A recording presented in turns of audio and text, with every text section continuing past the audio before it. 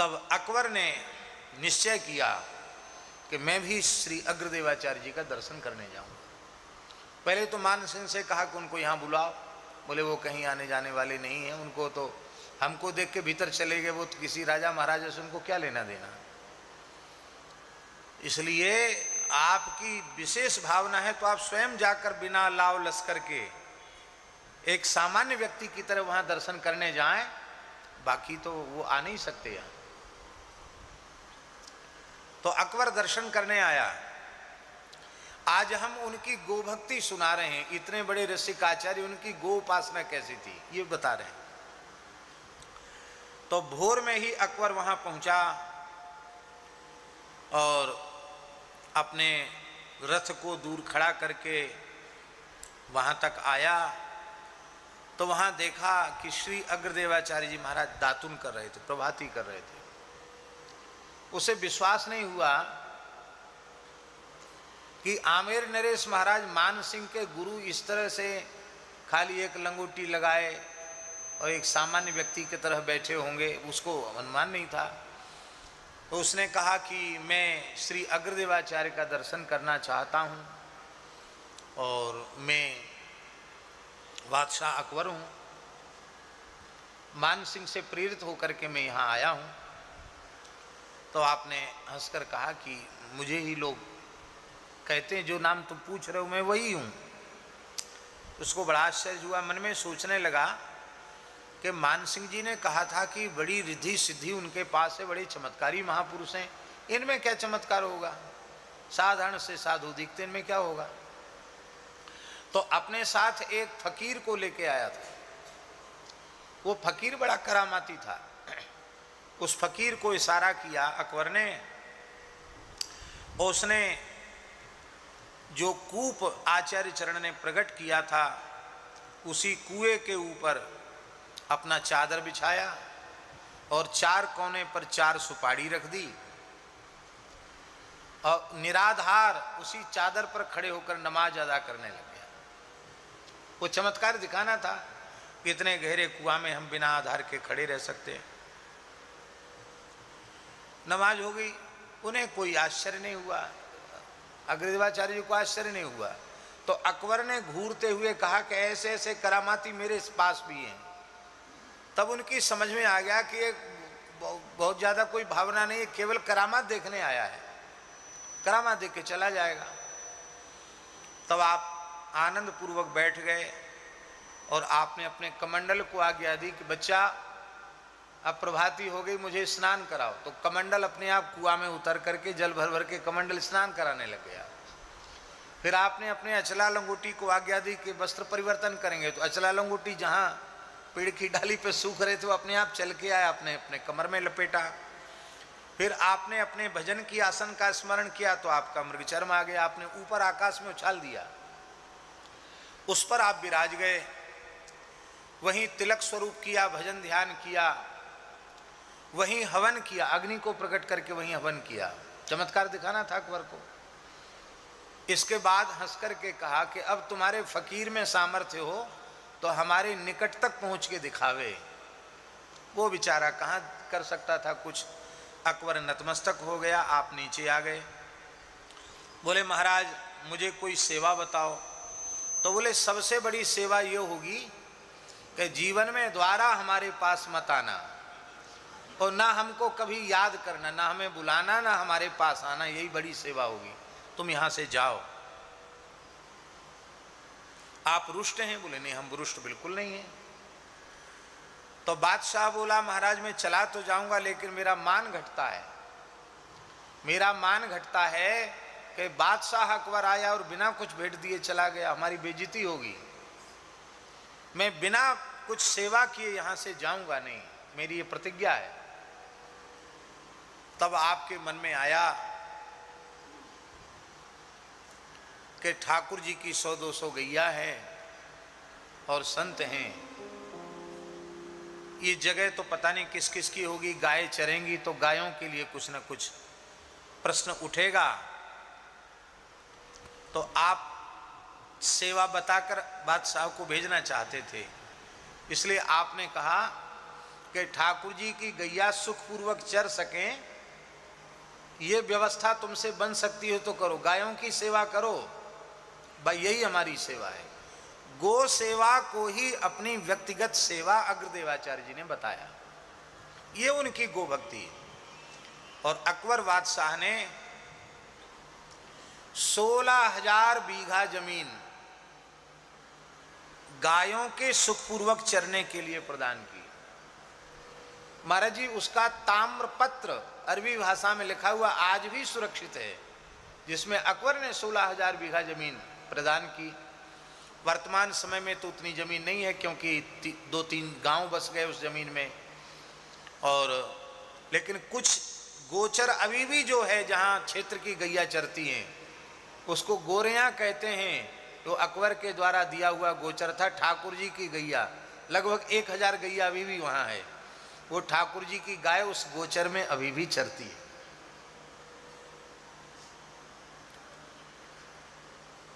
तो दास के निवेदन करने का प्रयोजन यह है कि भगवान का कोई अवतार ऐसा नहीं है जो गो उपासक न हो, जो गो भक्त न हो। संपूर्ण देवी देवताओं की उपासना पंचदेवों में परिवेशित होती है, और पंचदेवों की उपासना भगवान श्री हरि की उपासना में परिवेशित होती है, क्योंकि सबका मूल भगवान है। और भगवान अपनी आराध्या उपास्या के रूप में गौ माता को स्वीकार करते हैं। इसलिए राधा कृष्ण युगल सरकार श्री मान बिहारिणी बिहारी जी आराध्य हैं। आराध्यो भगवान ब्रजेश तनयो तद्धाम वृंदावनम, वो आराध्य हैं, किंतु गौ माता आराध्य नहीं। आराध्य की आराध्या होने से अति आराध्या है, परमाराध्या है। पूज्य बाबा कह रहे परमाराध्या है, इष्ट की भी इष्ट होने से अति इष्ट है। ऐसी गाय है। इसलिए सभी देवी देवता गो भक्त हैं, गो उपासक हैं, क्योंकि सबके मूल भगवान गो भक्त गो उपासक हैं। तो कौन ऐसा देवी देवता है जो गो उपासक गो भक्त न हो। ब्रह्म पुराण में गणेश जी की गोभक्ति की कथा आती है। पंचदेवों में सबसे पहले गणेश है। गणेश जी की गोभक्ति,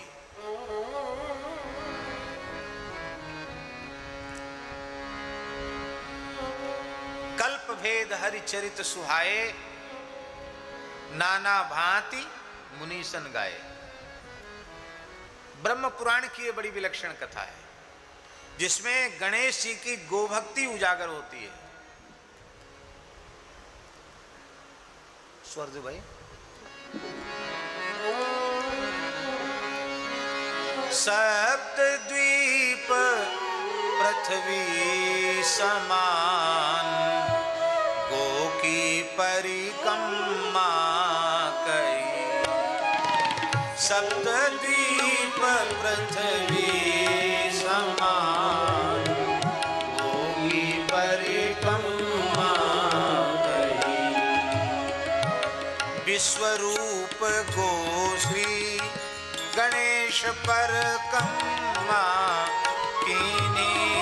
विश्वरूप गौ श्री गणेश परिक्रमा कीनी। तात मात पे जाए ब्याहित बिनती की। तात मात पे जाए ब्याहित बिनती की। देख बुद्धि बल निपुण रीझ शिव ब्याह रचायो। देख बुद्धि बल निपुण रीझ शिव ब्याह रचायो। विश्वरूप की सुता सिद्धि बुद्धि बहु पायो। विश्वरूप की सुता सिद्धि बुद्धि बहु पायो। से समाचार सुन स्कंद कुमार निश्चय कही। नारद से समाचार स्कंद कुमार निश्चय कही। सप्तद्वीप पृथ्वी समान को की परिक्रमा कही। सप्तद्वीप पृथ्वी समान को की परिक्रमा कही। सप्तद्वीप पृथ्वी समान को की परिक्रमा कही। सप्तद्वीप पृथ्वी समान को की परिक्रमा कही।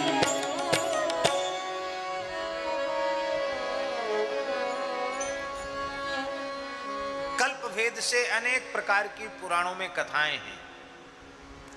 एक कथा तो इस प्रकार की है कि एक बार देवताओं में यह बात उठी कि देवताओं में प्रथम पूजा किसकी हो। तो श्री ब्रह्मा जी ने कहा कि जो पृथ्वी की परिक्रमा करके सर्वप्रथम मेरे निकट आ जाएगा वो प्रथम पूज्य माना जाएगा। सब देवता अपने अपने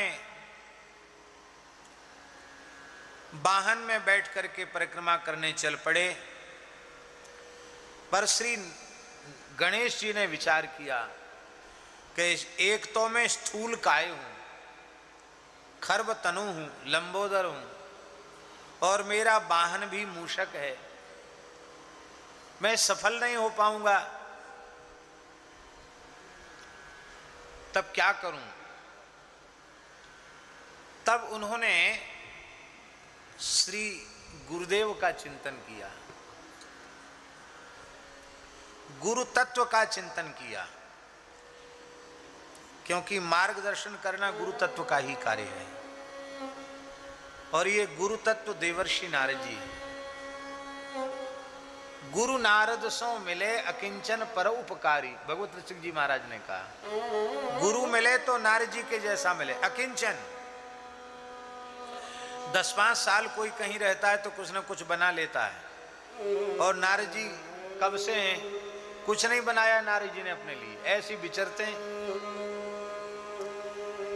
एक स्थान हो कम से कम तो कह दिया करें कि शिष्यों से कि यहाँ मनी ऑर्डर भेज दिया करो, गुरु पूर्णिमा पे अमुक जगह आ जाना। ऐसे नारद जी हैं, परम अकिंचन है।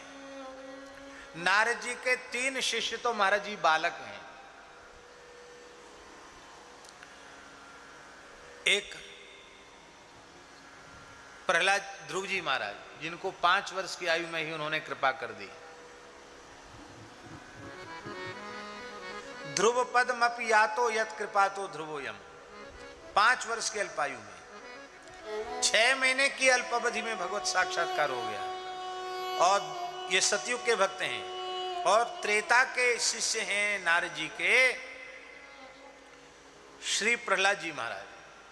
त्रेता के आरंभ में प्रहलाद जी का काल है, सतयुग की समाप्ति और त्रेता काल नृसिंहावतार का काल है।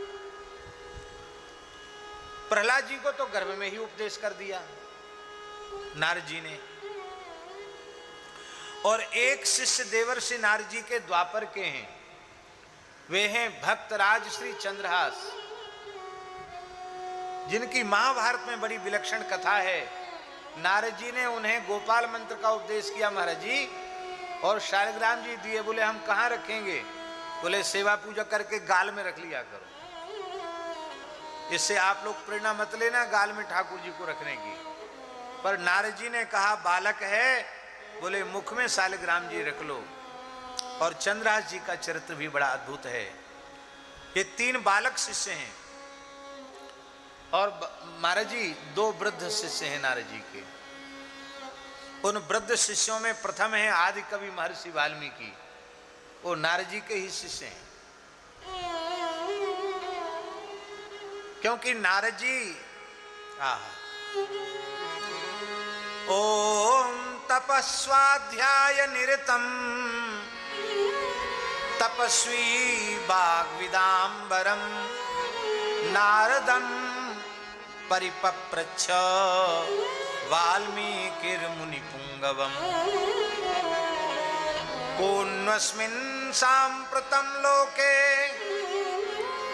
कोन्वस्मिन् साम्प्रतं लोके गुणवान् कस्य वीर्यवान् धर्मज्ञश्च कृतज्ञश्च सत्यवाक्यो दृढव्रतः चारित्रेण चको युक्तः सर्वभूतेषु कोहितः विद्वान् कः समर्थश्च कश्चैकप्रियदर्शनः आत्मवान् को जितक्रोधो द्युतिमान् को नुसूयकः कस्य बिभ्यति देवाश्च जातरोषस्य संयुगे एतदिच्छाम्यहं श्रोतुं परम कौतूहलं मे महर्षे त्वं समर्थोसि ज्ञातुमेवं विधं नरम् तो श्रुत्वा चैतत्रलोकज्ञो वाल्मीकिर्नारदो वचः श्रूयतामिति चामन्त्य प्रहृष्टो वाक्यमब्रवीत् इक्ष्वाकुवंश प्रभुवो रामो नाम जनैः श्रुता इत्यादि प्रकार से वाल्मीकि प्रश्न करते, नारद जी रामचरित्र का उपदेश करते। कोवा गुरु यो ही हितोपदेष्टा। तो राम कथा के जनक श्री नारद जी हैं। रामायण का बीज वाल्मीकि के हृदय में स्थापित करने वाले नारद जी हैं। तो एक वृद्ध शिष्य तो हो गए वाल्मीकि जी और दूसरे वृद्ध शिष्य हो गए महाराज जी व्यास जी। 18 पुराण उपपुराण 17 पुराण उपपुराण महाभारत जैसा विशाल ग्रंथ लिखने के बाद ब्रह्मसूत्र जैसे रहस्यात्मक दार्शनिक ग्रंथ का प्रणयन करने के पश्चात भी अपने कृतित्व से भगवान व्यास संतुष्ट नहीं थे। तब ब्रह्मा जी की प्रेरणा से देवर्षि नारद जी आए और नारद जी ने व्यास जी को भागवत के रहस्य का उपदेश किया, भागवत धर्म के महात्मा का उपदेश किया। तो नारद जी को व्यास जी भी अपने गुरु रूप में स्वीकार करते हैं। हमको तो पूज्य बाबा ऐसा लगता है लोग ऊटपटांग अर्थ न निकाल लें, इसके लिए हम क्षमा प्रार्थी हैं। वर्तमान समय में एक संतों की परंपरा है, अखाड़े द्वारे इकट्ठे होके तिलक करते, चादर करते, जगत गुरु कह देते हैं। ठीक है, उनका भी सम्मान है, आदर है, पर सच्चे अर्थों में यदि कोई जगत गुरु हैं तो वो देवर्षि नारद जी। सारे जगत में भक्ति का प्रकाश। भक्ति काल में बाबा महाराज इतने संतों की जो बाढ़ आई, आचार्यों की बाढ़ आई, उसके मूल नारद जी हैं। क्योंकि नारद जी ने कहा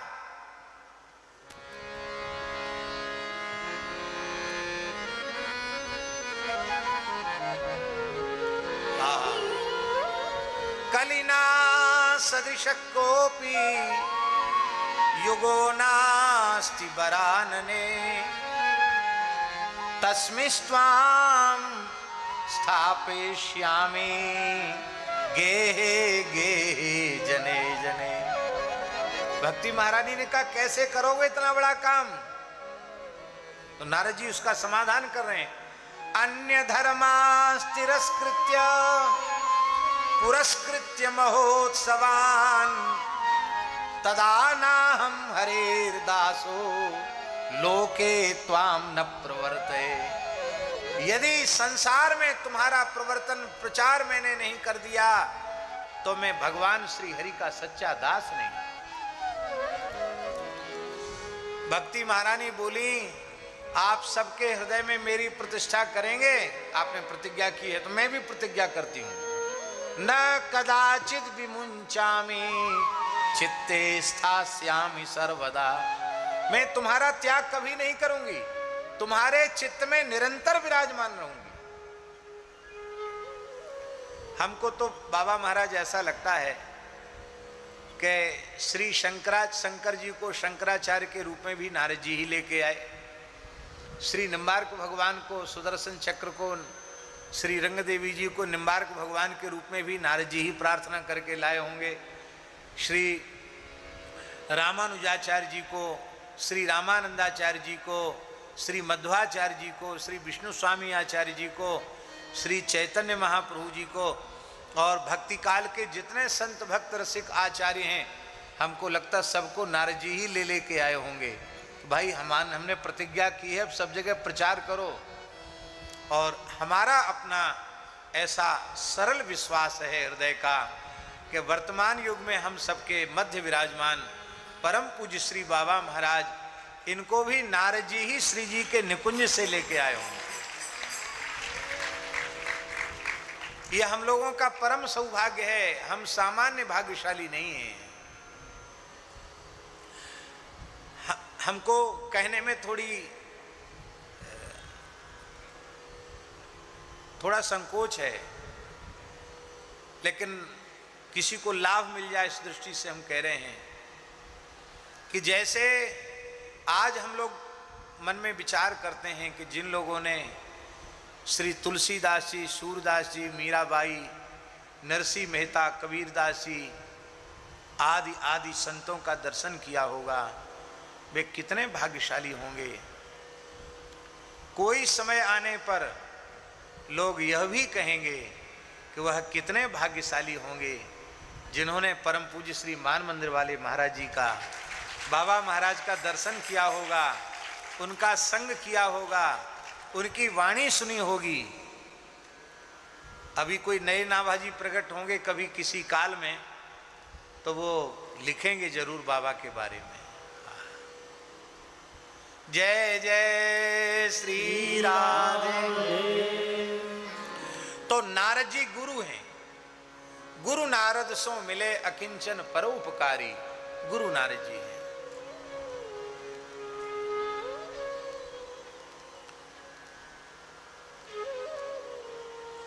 नारद जी प्रकट हो गए। गणेश जी ने गुरु तत्व का चिंतन किया और गुरु तत्व का चिंतन करते ही नारद जी प्रकट हो गए। नारद जी ने कहा नारायण नारायण नारायण कहो। गणेश जी कैसे खड़े हो? सब देवता तो अपने अपने वाहन में बैठ के बड़ी तेजी से, बड़ी रफ्तार से यात्रा कर रहे हैं धरती की परिक्रमा, आप यहीं खड़े हो। गणेश जी ने अपनी सारी बात बता दी। गुरु जी बात ये है, मैं सोच रहा हूं कि मैं कैसे करूं। तो श्री नारद जी ने कहा कि भगवान नाम की महिमा सर्वोपरि है, राम नाम की महिमा सर्वोपरि है, और श्री राम नाम में भगवान विराजमान है, और भगवान के श्रीअंग में रोम रोम प्रति लागे कोटि कोटि ब्रह्मांड। तो एक पृथ्वी एक ब्रह्मांड की क्या चले, आप राम नाम की श्रद्धा पूर्वक परिक्रमा कर लो तो करोड़ों करोड़ों ब्रह्मांडों की परिक्रमा हो जाएगी। राम राम बोलते हुए गणेश जी ने, नारद जी ने एक शिला पर राम नाम लिख दिया, और गणेश जी ने एक परिक्रमा, दो परिक्रमा नहीं बाबा 7 परिक्रमा की। और पूज्य महाराज जी कहते थे कि नाम की ऐसी अनुपम महिमा कि सभी देवताओं को यही अनुभव होता था कि मेरे वाहन के आगे गणेश जी चल रहे हैं। उनको आश्चर्य होता था कि पैदल चल रहे हैं, हम वाहन को इतनी तेजी से दौड़ा रहे हैं, फिर भी हमसे आगे क्यों है। और ब्रह्मा जी के पास आकर गणेश जी ने कहा कि अब सबसे पहले मैं आया हूं परिक्रमा करके, कैसे? तो सारी बात बताई। ब्रह्मा जी ने कहा बिल्कुल सत्य है, भगवान नाम की महिमा को जो स्वीकार करे वही देवताओं में प्रथम पूज्य हो सकता है। और इसी भाव को गोस्वामी जी ने मानस जी में आदर दिया।